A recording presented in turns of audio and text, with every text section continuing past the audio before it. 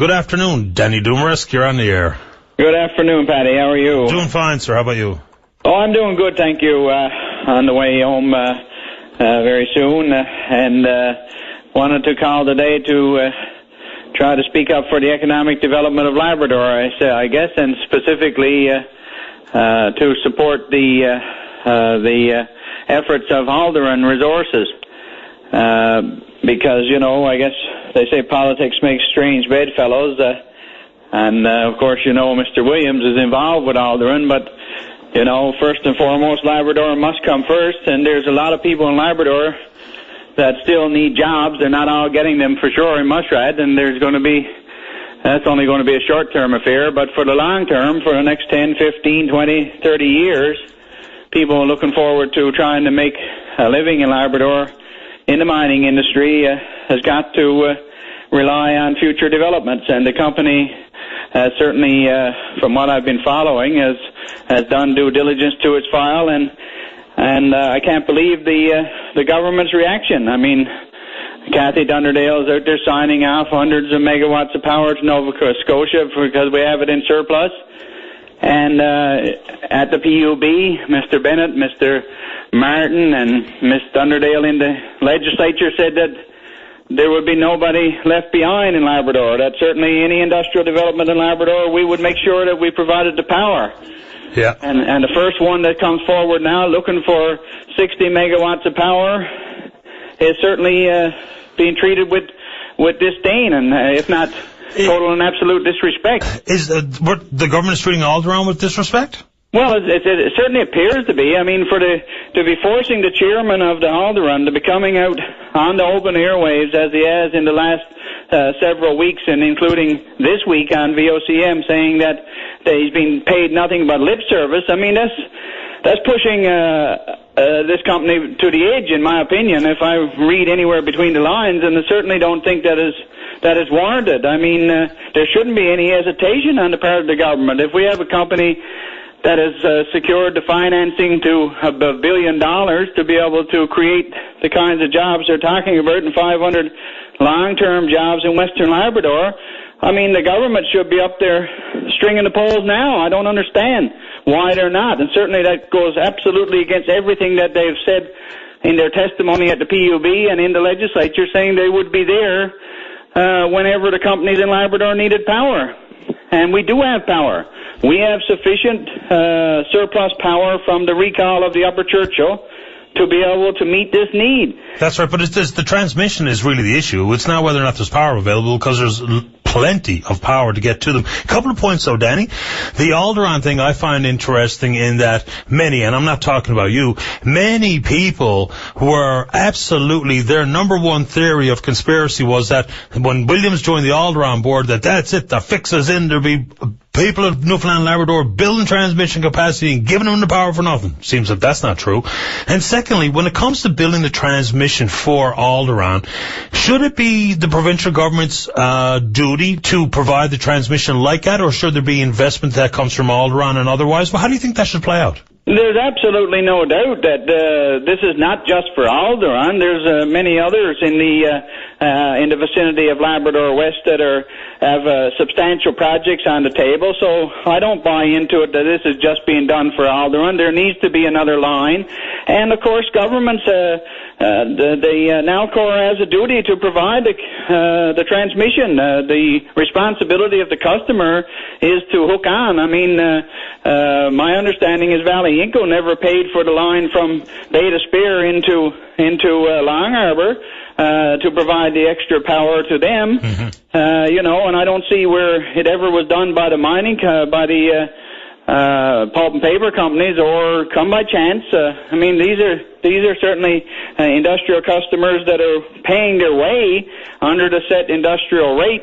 But I don't believe that these companies should be forced to fork out hundreds of millions of dollars if, in fact, that's the case, to build a transmission line when they are certainly not the sole user. In this case, in Labrador West, there's no reason why we shouldn't build a transmission capacity for another 300 or 400 megawatts of power, and there will be others up there as they go through their feasibility studies. Like the Iron Ore Company of Canada has plans to expand from 14 to 17 million tons up to 25 million tons, and in 10 years, hopefully up to 50 million tons. Well, they'll be needing 200 or 300 more megawatts of power, so there's going to be more people. And as you know, the rates in Labrador are changing, and the government, or Nalcor particularly, is going to receive an increase of some $100 million in cash from the mining companies in Western Labrador as a result of the new Labrador industrial rates that will kick in the new year. So that's the way these things work, and I just don't understand why this government is not out there, as I said, stringing poles now to Labrador West, and the same thing we have Labrador Iron down in the Happy Valley Goose Bay area that's looking at trying to get a mine on the go, and I know that they are frustrated as well. So, it's time to drop the lip service and get on the ground and do the job they're supposed to do. Put transmission in place and let these companies hook on and create jobs and start paying taxes back to our treasury and give people a standard of living so they can have their children well educated and taken care of. That's what it's all about. That's what building this province is all about. Well, absolutely. I mean, if we're going to be investing as residential ratepayers, develop power generation opportunities, then we can only hope that some of that power will also go to create further jobs outside of the construction of Muskrat Falls and the dam and the station and the rest of it. Hopefully some of that goes towards creating new jobs for Labrador and otherwise. So I think they should go hand in hand. They should fit together like a soft hand and a warm glove, but I don't know if it's going to go that way. I'm kind of concerned that we're going to posture and play a funny game here with some of the mining expansions and potential startups. So I don't know what's going to happen there, Danny, but I think the points are on the money. Well, my big concern is, have we already given away the shop? And my big concern is, have we already committed too much power to Nova Scotia? Because I'm hearing that another major company up there, New Millennium, they're looking at now doing their own power sourcing, as opposed to hooking into the Churchill Falls facility, again they're looking at a major operation where there would be a concentrator, a mill, and a pellet plant in Ross Bay Junction, which is all about 300 or 400 megawatts of power. So, I am really, really concerned, and this is what I've talked about for quite some time, that we just could never think about going to Nova Scotia and allowing our surplus power to go over there for basically nothing in return, when we would be able to substantially increase the job creation in this province and certainly give the kind of security to future generations that we all hope is going to be there as we see our families grow and not have to leave this province. And these are the kinds of projects that I was talking about, and certainly I just hope and pray that they have not sold the shop when it comes to the amount of electricity they've signed on and committed LRI water to Nova Scotia. Yeah, I mean, it's going to be a growing concern, especially when and if we have more demands for power here. The next big opportunity in Labrador up at Gull Island, I was one of the things, and everyone tells me all the time that I'm pro Muskrat Falls. The bulk of the deal I think I am on side with, but I could never understand why we weren't going to do Gull first. That for me, that would have satisfied every single potential need there was, including every drop of power required in Labrador and on the island, and some for sale. So I'm sure there's reasons for it, and obviously some of that would be money, but the difference between developing Gull and Muskrat Falls, I'd like to see that number so we could all have that conversation too. Danny, anything else quick before I go to the news?